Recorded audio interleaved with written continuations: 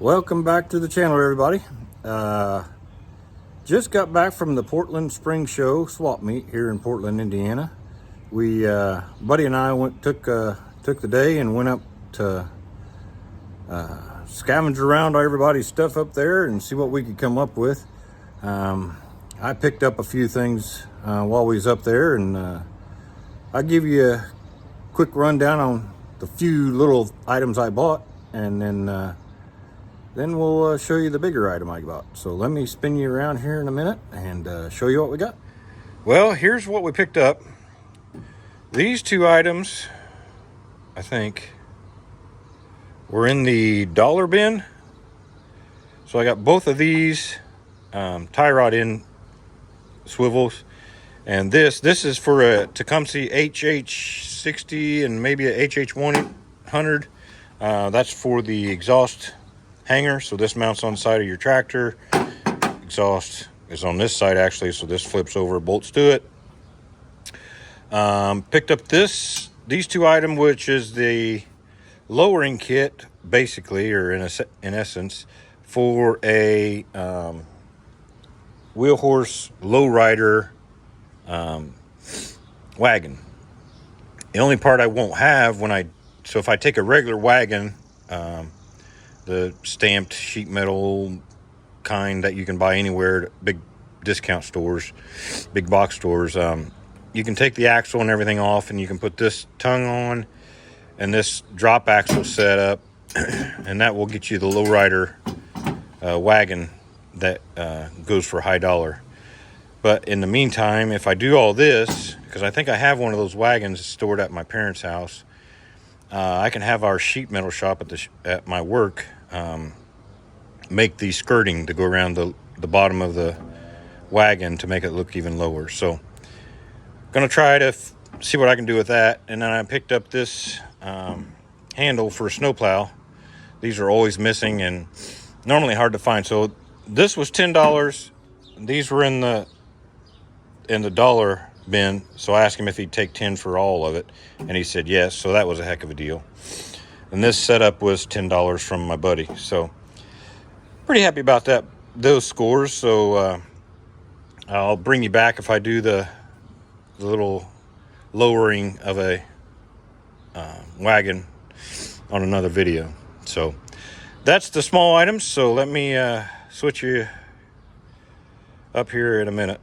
Let me get some of my bearings and I'll pick you back up. So this is the big item.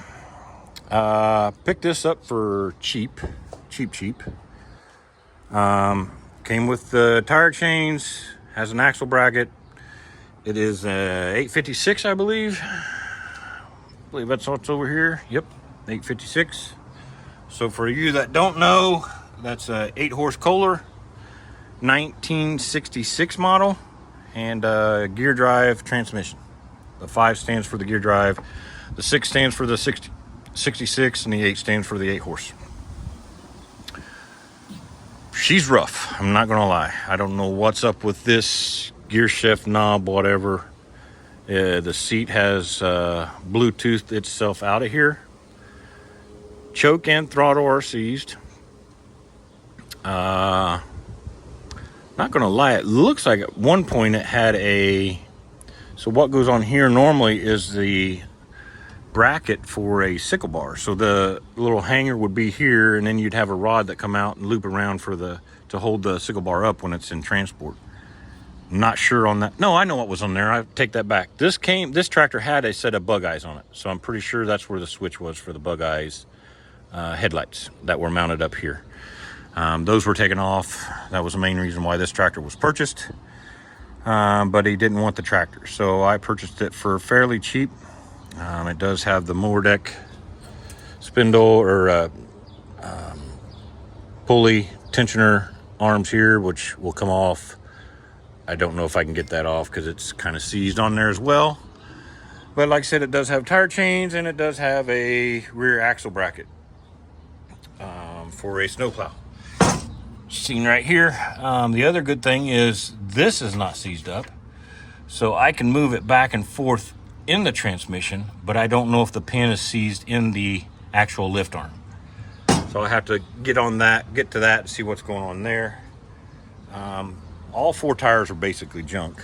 This one looks like it's up, but it's flat, so I don't know if it's going to take air or not. That one over there, you can tell, is junk. These are not the best. Cracked right around here. I don't know if it's going to hold air or not. That one is cracked right there. Doubt that it'll hold air, but we're going to try. So I'm going to do a video on this. See if I can get it running. I don't think it will take much, but like I said, it's going to need at least take the choke and throttle off to see if I can get them unfroze. If not, I'll have to buy a new choke and throttle. I might have the choke cable, so that'll be a plus. Doesn't have a key, which is not a big deal there.